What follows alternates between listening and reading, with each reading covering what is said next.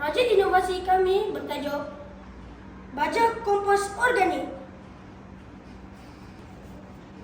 Projek ini dihasilkan untuk menukarkan sisa organik seperti kulit buah-buahan, sisa sayur-sayuran dan daun kering kepada baja kompos. Melalui projek ini, sisa makanan tidak dibazakan malah dapat dimanfaatkan semula. Objektif projek ini ialah yang pertama, menghasilkan baja kompos daripada bahan organik. Kedua, mengurangkan sisa makanan yang dibuang. Ketiga, menggalakkan amalan kita semula. Keempat, menubuhkan tanaman secara semula jadi. Antara bahan yang digunakan ialah kulit buah-buahan, sisa sayur-sayuran, daun kering, tanah, air dan bekas kompos. Semua bahan ini mudah diperoleh dan kosnya sangat rendah. Cara penghasilan baja kompos, langkah pertama, kami mengumpulkan sisa organik. Langkah kedua, kami memotong sisa kepada bahagian kecil supaya cepat mereput.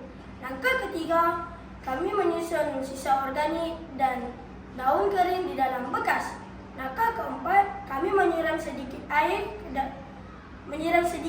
supaya sentiasa lembap. Langkah kelima, kami bekas ditutup dan digaul seminggu sekali. Air sekali selepas lebih kurang 4 hingga 8 minggu, baja kompos siap digunakan. Baja kompos yang berjaya dihasilkan berwarna coklat gelap, bertekstur gembur dan berbau seperti tanah hutan. Ini menunjukkan kompos telah matang dan sesuai digunakan sebagai baja.